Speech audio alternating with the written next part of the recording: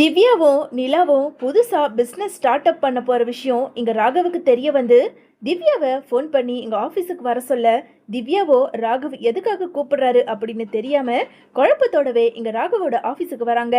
என்ன திவ்யா, நான் கேள்விப்பட்டதெல்லாம் உண்மையா அப்படின்னு சொல்லிட்டு அங்க இருந்த ராகவ் திவ்யாவை பார்த்து கேட்க, சார் நீங்க என்ன கேக்குறீங்க, எனக்கு புரியல.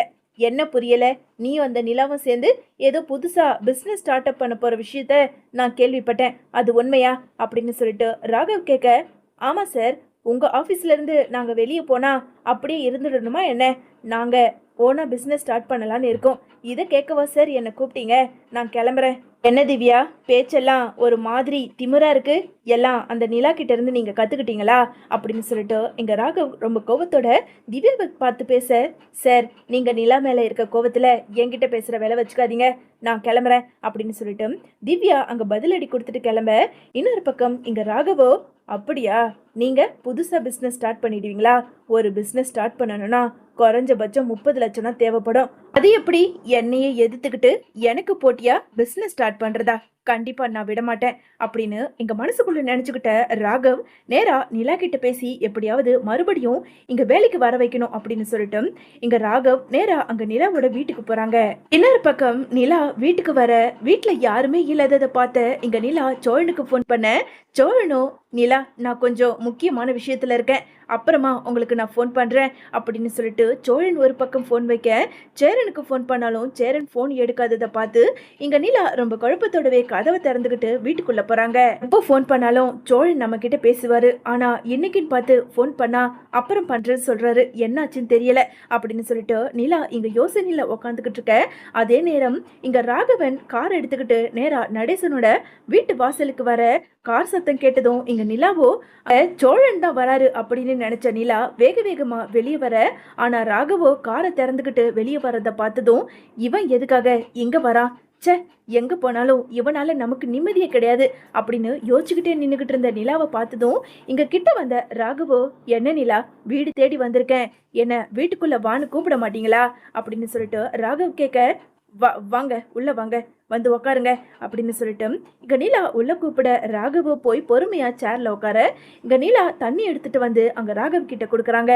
அப்புறம் நிலா, என்ன புதுசா பிசினஸ்லாம் ஸ்டார்ட் அப் பண்ண போறீங்கன்னு விஷயத்த கேள்விப்பட்டேன் அப்படின்னு சொல்லிட்டு இங்க ராகவ் கேட்க, ஆமா உங்களுக்கு எப்படி தெரியும் அப்படின்னு சொல்லிட்டு இங்க நிலா கோவத்தோட பேச, என்ன நிலா இன்னமும் என் மேல கோவமா தான் இருக்கீங்களா?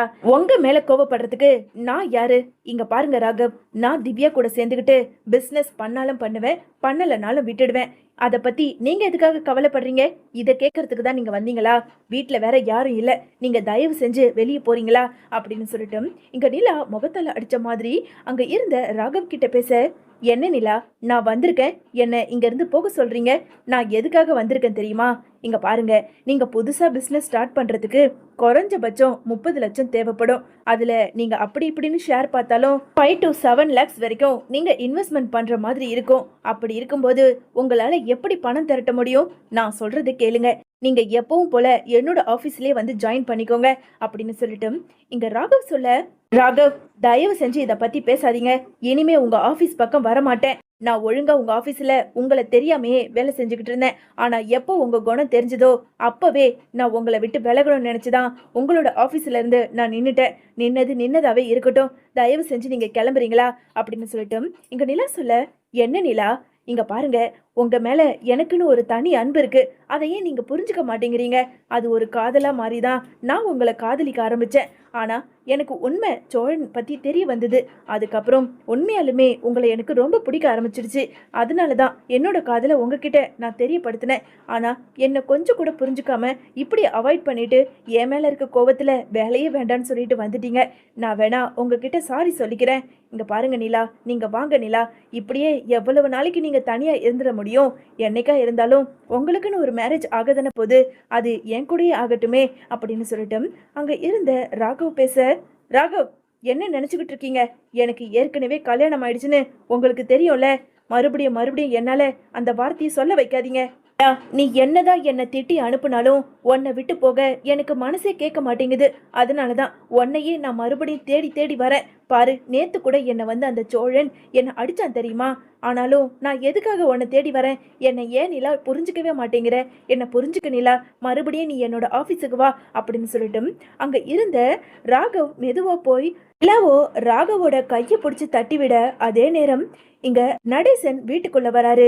வந்த நடேசனோ அங்க நிலா அழுதுகிட்டு இருக்கிறத பார்த்ததும், என்னம்மா என்னாச்சு? இந்த ராஸ்கல் எதுக்காக வீட்டுக்குள்ள வந்திருக்கான்? டேய், எதுக்காகடா வந்திருக்க அப்படின்னு சொல்லிட்டு நடேசன் ரொம்ப கோபத்தோட பேச, இங்க பாருங்க அங்கிள், நான் நிலாவை மறுபடியும் என்னோட ஆபீஸுக்கு வர சொல்லி பேசுறதுக்காக தான் வந்திருக்கேன்.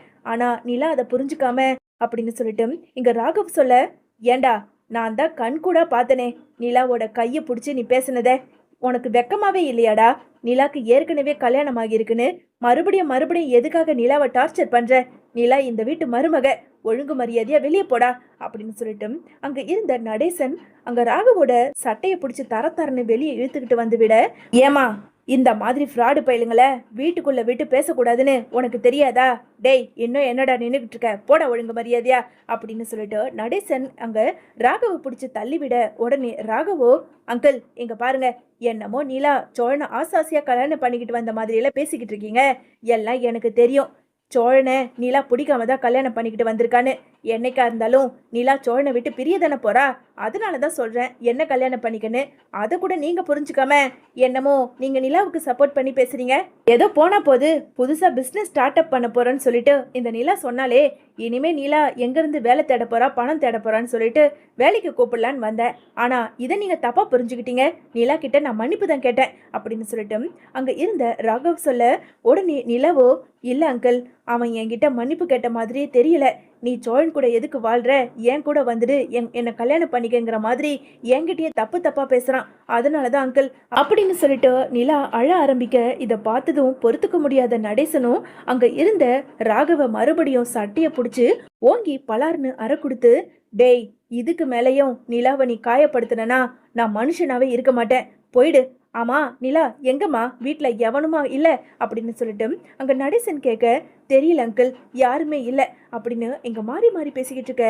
அதே நேரம் எங்க பல்லவனை ஸ்டேஷன்ல இருந்து சேரனும் சோழனும் ஒரு வழியா போலீஸ் ஸ்டேஷன்ல பேசி வீட்டுக்கு அழைச்சிக்கிட்டு வராங்க. என்ன இது, மொத்தமா எல்லாருமே வராங்க, என்னம்மா ஏதாவது சொன்னானுங்களா அப்படின்னு சொல்லிட்டு அங்க நடேசன் கேட்க, இல்ல அங்கிள், சோழன் வர்றதுக்குள்ள இந்த ராகவை அனுப்பி விட்டுடுங்க, இல்லனா சோழனுக்கு தெரிஞ்சா பெரிய பிரச்சனையாகும்.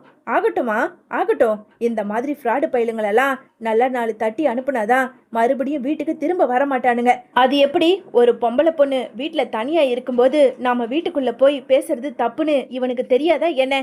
அதனாலதான் சோழன் கிட்ட மாட்டி விட்டதான் இவன் சரிப்பட்டு வருவான் அப்படின்னு சொல்லிட்டு இங்க நடேசன் அங்க இருந்த ராகவோட சட்டையை பிடிச்சு நிக்க வைக்க, அதே நேரம் சேரன் சோழன் பல்லவன்னு 3 பேருமே வீட்டுக்கு வர, அங்க இருந்த ராகவ பார்த்ததும் இங்க சோழனுக்கு ரொம்ப அதிர்ச்சியா இருக்கு. ஏங்க, எதுக்காக இப்போ இவன் இங்க வந்திருக்கான் அப்படின்னு சொல்லிட்டு அங்க சோழன் கேட்க, அங்க இருந்த நடேசனோ ஒண்ணு விடாம எல்லாத்தையும் சொல்ல, ஏண்டா நீ எல்லாம் திருந்தவே மாட்டியாடா? நீ கொடுக்கற டார்ச்சர்ல தான் நீலா வேலை செய்ய பிடிக்காம வேலையை விட்டு நின்றுட்டு இப்போ வீட்டோட இருக்கா. இது கூட உனக்கு பொறுக்காம வீடு தேடி வந்து ஏன் நிலாக்கிட்டே நீ அத்துமீறி இருக்கியா? நீ எல்லாம் மனுஷன்தானா அப்படின்னு சொல்லிட்டு வந்த கோபத்துக்கு சோழனும் அங்க இருந்த ராகவ ஓங்கி பலார்னு ஒரு அறை கொடுக்க, சோழன் வேண்டாம் சோழன், அடிக்காதீங்க அப்படின்னு சொல்லிட்டு நிலா சொல்ல, உடனே சோழன் இருந்துகிட்டு, பாத்தியாடா நிலாவை 1000 தான் நீ தப்பு பண்ணாலும் நிலா விட்டு கொடுத்து போறவ, அவளை போய் சி, இனிமே நீ இந்த வீட்டு பக்கமே வரக்கூடாது, போடா இங்க இருந்து. இனிமே இந்த பக்கம் வந்தேன்னு வச்சுக்கோ, உன்னை உசுரோட கொன்னு போட்டுடுவேன் சொல்லிட்டேன் அப்படின்னு சொல்லிட்டு சோழன் அங்க ராகவ அடிச்சு துரத்தி விட, இன்னொரு பக்கம் இங்க நிலாவோ அங்க நடந்த எல்லாத்தையும் கேட்க, பல்லவனை பத்தின விஷயத்தையும் அங்க நிலா கிட்ட சொல்ல, கொஞ்ச நேரத்துல இங்க சோழன் நிலா கிட்ட வந்து, இங்க பாருங்க நிலா, அந்த ராஸ்கல் உங்ககிட்ட என்ன சொல்லிட்டு போனா அப்படின்னு சொல்லிட்டு சோழன் கேட்க, அது வந்து என்னால் அந்த பிஸ்னஸ் ஸ்டார்ட் பண்ணுறதுக்கு பணத்தை இன்வெஸ்ட்மெண்ட் பண்ண முடியாதுன்னு என்னை அசிங்கப்படுத்திட்டு போகிறான். விடுங்க சோழன், அவன் அசிங்கப்படுத்திட்டு போனா அதுக்காகலாம் நாம் என்ன பண்ண முடியும் அப்படின்னு சொல்லிட்டு நிலா சொல்ல, இங்கே பாருங்க நிலா, அந்த ராஸ்கல் முன்னாடி நீங்கள் ஒரு பிஸ்னஸை ஸ்டார்ட் பண்ணி கண்டிப்பாக பெரிய ஆளாக வரணும். அவனுக்கு போட்டியா அவனுக்கு எதிரா அவனுக்கு மேல நீங்க வந்தாகணும். உங்க ஃப்ரெண்டு சொன்ன அந்த பிசினஸ்ல எப்படியாவது பணத்தை போட்டு நீங்க பெரிய ஆளா வந்ததாகணும். அதுக்கு எவ்வளவு பணம் வேணுமோ என்னால நான் ரெடி பண்ணி உங்களுக்கு தரேன். நீங்க எதுக்கும் கவலைப்படாதீங்க அப்படின்னு சொல்லிட்டு இங்க சோழனுமே அங்க நிலா கிட்ட சொல்லிக்கிட்டு இருக்காங்க.